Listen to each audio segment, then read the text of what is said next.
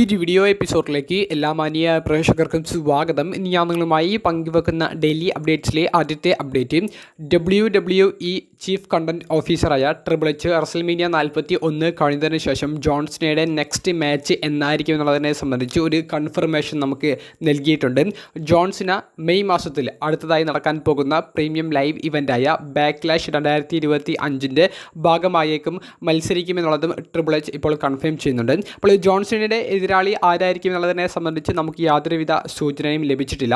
Randy ഓർട്ടൻ്റെ ജന്മനാട്ടിൽ വെച്ചിട്ടാണ് backlash premium live event നടക്കുന്നത്. Randy ഓർട്ടനെ അവർ ഈ ഒരു ഇവൻറ്റിൽ കൊണ്ടുവരുന്നുണ്ട് എന്നുള്ളത് കൺഫേം ചെയ്തിട്ടുണ്ട്. അപ്പോൾ ജോൺസനെയും ഇപ്പോൾ കൺഫേം ചെയ്യപ്പെട്ടിട്ടുണ്ട്. അപ്പോൾ ജോൺസന വേഴ്സസ് റാൻഡി ഓർട്ടൻ തമ്മിലുള്ള ഒരു മത്സരത്തിന് സാധ്യതകൾ ഉണ്ടോ എന്ന് ചോദിക്കുമ്പോൾ സാധ്യതകൾ ഉണ്ട് എന്ന് പറയാമെങ്കിലും മത്സരം ഉടനെ നടത്തുമോ എന്നുള്ളത് നല്ലൊരു ബിൽഡപ്പൊക്കെ ആവശ്യമുള്ളത് കൊണ്ട് തന്നെ ഒരു ചോദ്യചിഹ്നമാണ്. ഇനി അഥവാ കോഡി റോഡ്സിന് ഒരു റീമാച്ച് കൊടുക്കാൻ സാധ്യതയുണ്ട്. നിങ്ങളുടെ അഭിപ്രായത്തിൽ ജോൺസണയുടെ എതിരാളി ആരായിരിക്കുമെന്നാണ് നിങ്ങൾക്ക് തോന്നുന്നത്? അത് കമൻറ്റ് ബോക്സിലൊന്ന് രേഖപ്പെടുത്തുക. രണ്ടാമത്തെ അപ്ഡേറ്റ് ബെക്കി ലഞ്ച് എന്ന സൂപ്പർ താരത്തെ സംബന്ധിച്ചാണ്. നിലവിലെ വുമൺസ് ടാഗ് ടീം ചാമ്പ്യന്മാരിൽ ഒരാളായ ബെക്കി ലഞ്ച് ഈ ഒരു ചാമ്പ്യൻഷിപ്പ് വിജയിക്കുന്നത് റസൽമേനിയ 41 സർപ്രൈസ് ആയിട്ടുള്ള റിട്ടേൺ നടത്തി ലൈറ വാൽക്കീരിയയുടെ ടാഗ് ടീം പാർട്ണറായിട്ട് വന്നിട്ടാണ്. ബെക്കി ലഞ്ച് ഈ റസൽമേനിയ 41 തിരികെ വന്ന് ഈ ചാമ്പ്യൻഷിപ്പ് വിജയത്തിന് ശേഷം പോസ്റ്റ് ഷോ പ്രസ് കോൺഫറൻസിൽ പറഞ്ഞൊരു അഭിപ്രായമുണ്ട്. ബെക്കി ലഞ്ച് ഫുൾ ടൈം ഷെഡ്യൂളാണ് സെലക്ട് ചെയ്തിട്ടുള്ളത് എന്നുള്ളത്, പാർട്ട് ടൈം ഷെഡ്യൂൾ അല്ല എന്നും ഇനിയുള്ള വീക്കിലി എപ്പിസോഡുകളിലൊക്കെ താരം വരും എന്നുള്ളതും ബെക്കി ലഞ്ച് കൺഫേം ചെയ്യുന്നുണ്ട്. അപ്പോൾ താൻ ഒരിക്കലും പാർട്ട് ടൈം ഷെഡ്യൂൾ സ്വീകരിക്കില്ല എന്നും തനിക്ക് മാറി നിൽക്കാൻ തോന്നിയാൽ താൻ ബ്രേക്ക് എടുത്തിട്ട് മാറി നിൽക്കും, അല്ലെങ്കിൽ റിട്ടയർമെൻറ്റ് പ്രഖ്യാപിക്കും, റിങ്ങിൽ നിന്ന് പിന്നീട് വരാൻ സാധിക്കാത്ത രീതിയിൽ റിട്ടയർമെൻറ്റ് പ്രഖ്യാപിക്കും എന്നുള്ളതാണ് ബെക്കി പറയുന്നത്. തൻ്റെ കരിയറിൽ ഒരിക്കലും പാർട്ട് ടൈം ഷെഡ്യൂൾ സ്വീകരിക്കാൻ താൻ ഒരുക്കമല്ല എന്നുള്ളതും പോസ്റ്റ് ഷോ പ്രസ് കോൺഫറൻസിൽ ബെക്കി ലഞ്ച് ഉറപ്പ് നൽകുന്നുണ്ട്. ബെക്കി ലഞ്ച് വന്ന ഉടനെ തന്നെ ചാമ്പ്യൻ ആയത് ചില നെഗറ്റീവ് ഫീഡ്ബാക്കൊക്കെ സമ്മാനിക്കുന്നുണ്ടെങ്കിലും ബെക്കി ലഞ്ചും ലൈറ വാൽക്കിരിയയും കൂടിയിട്ട് ഈ ടാഗ് ടീം ഡിവിഷനെ ഒന്നും കൂടി സ്ട്രോങ് ആക്കുമെന്നുള്ളൊരു അഭിപ്രായം ആരാധകർ പങ്കുവെക്കുന്നുണ്ട്.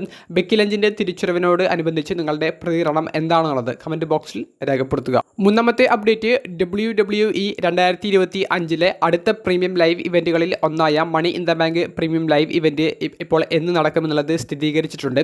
ജൂൺ മാസത്തിലേക്കാണ് ഈ ഒരു ഇവൻറ്റ് കൺഫേം ചെയ്തിട്ടുള്ളത്. പ്രത്യേകത എന്താണെന്ന് വെച്ചാൽ ഇതേ ദിവസം തന്നെ AAA എന്ന് പറയുന്ന മെക്സിക്കൻ പ്രൊമോഷനും NXTയും കൂടിയിട്ട് വേൾഡ്സ് കൊളൈഡ് എന്ന് പറയുന്ന ഒരു സ്പെഷ്യൽ ഇവൻറ്റ് നടത്തുന്നുണ്ട്.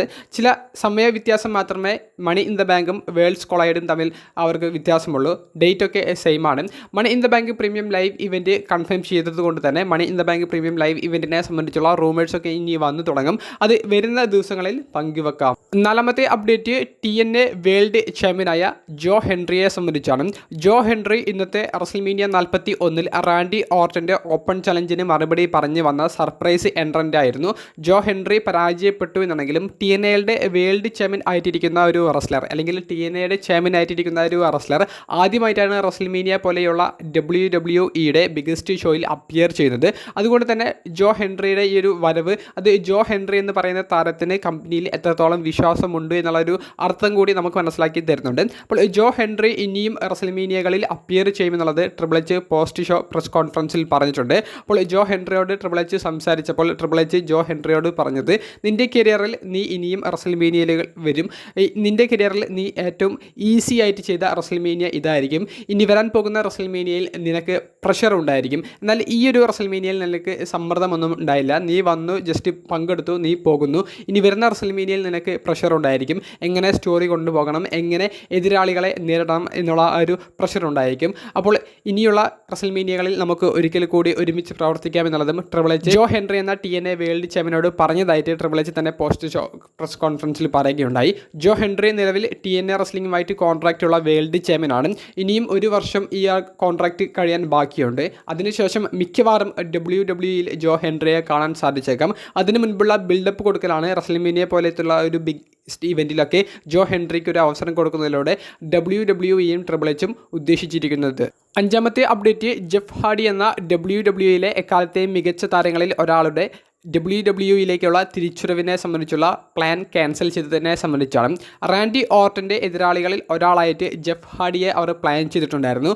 ജോ ഹെൻറി ആയിരുന്നു ആദ്യ ചോയ്സ് ചെയ്യുന്നുണ്ടെങ്കിലും ജോ ഹെൻറി എന്തെങ്കിലും കാരണവശാൽ ആ ഒരു ഓപ്പൺ ചലഞ്ച് തനിക്ക് സ്വീകരിക്കാൻ സാധിക്കില്ല എന്ന് പറഞ്ഞാൽ പിന്നീട് അവർ കോൺടാക്റ്റ് ചെയ്യുക ജെഫ് ഹാർഡിയെ ആയിരിക്കുമെന്നും ജെഫ് ഹാർഡി മിക്കവാറും അതിന് ഒരു ഉറപ്പ് പറയാൻ സാധ്യത ഉണ്ടെന്നുമുള്ള ഒരു കരുതലിലാണ് ക്രിയേറ്റീവ് ടീം ഉണ്ടായിരുന്നത്. ജോ ഹെൻറി ഒരു പക്ഷേ വരില്ല എന്ന് പറഞ്ഞിരുന്നു എന്നുണ്ടെങ്കിൽ, അല്ലെങ്കിൽ വരാൻ ബുദ്ധിമുട്ടുണ്ട് എന്ന് പറഞ്ഞിരുന്നെങ്കിൽ ജെഫ് ഹാർഡിയെ നമുക്ക് കാണാൻ സാധിക്കുമായിരുന്നു. ജെഫ് ഹാർഡിയുടെ ഒരു വരവാണ് നമുക്ക് റെസ്ൽമേനിയ 41 ഒരു സർപ്രൈസായി ജോ ഹെൻറിക്ക് പകരം കാണാൻ സാധിച്ചത് എന്നുണ്ടെങ്കിൽ അത് കിടിലമായിട്ടുള്ള ഒരു മൊമെൻ്റ് ആയിരിക്കും. ജെഫ് ഹാർഡി നിലവിലും TNA റെസ്ലിംഗിൽ കോൺട്രാക്റ്റുള്ള റെസ്ലറാണ്. NXTയിലേക്ക് ഈ അടുത്ത് വന്ന് പോയിട്ടേ ഉള്ളൂ. മിക്കവാറും മെയിൻ റോസ്റ്ററിലേക്ക് ഹാർഡിയുടെ ഒരു വരവ് ഉണ്ടായേക്കും. അത്തരത്തിലുള്ള റൂമേഴ്സ് വരുന്നുണ്ട്. ഇപ്പോൾ പുറത്തേക്ക് വരുന്ന ഈ ഒരു വാർത്തയും അതിനോട് കൂട്ടിച്ചേർക്കാവുന്നതാണ്. ഏറ്റവും അവസാനമായി പങ്കുവെക്കാനുള്ളത് മുൻ അൺഡിസ്പ്യൂട്ടഡ് WWE ചാമ്പ്യനായ കോഡി റോഡ്സിനെ സംബന്ധിച്ചാണ്. കോഡി റോഡ്സ് ബ്രേക്ക് എടുത്ത് മാറി നിൽക്കാൻ തീരുമാനിച്ചോ എന്നുള്ളതാണ് എല്ലാവരും സംശയത്തോടു കൂടി ചോദിക്കുന്നത്. ചില കൂട്ടുകാർ കോഡി റോഡ്സ് WWE വിട്ടോ എന്നുള്ളതും ചോദിക്കുന്നുണ്ട്. എന്തായാലും WWE കോൺട്രാക്റ്റ് കോഡി റോഡ്സിൻ്റെ അവസാനിച്ചിട്ടില്ല. റെസ്ൽമേനിയ 41 കോഡി പരാജയപ്പെട്ടത് മൂലം കോഡി റോഡ്സ് മാറി നിൽക്കാൻ തീരുമാനിച്ചോ എന്നുള്ളതിനെ സംബന്ധിച്ച് നമുക്ക് ലഭിക്കുന്ന ഒരു അപ്ഡേറ്റ്, കോഡി റോഡ്സ് മാറി നിൽക്കാൻ എന്തായാലും നിലവിൽ തീരുമാനിച്ചിട്ടില്ല. കോഡി റോഡ്സിൻ്റെ സ്റ്റോറി ഇപ്പോൾ ജോൺസണെതിരെയാണ്. ഈ സ്റ്റോറി തന്നെ മുന്നോട്ടേക്ക് പോകും എന്നുള്ളൊരു സൂചന നമുക്ക് ലഭിക്കുന്നുണ്ട്. 100% ഉറപ്പ് പറയാനും സാധിക്കില്ല.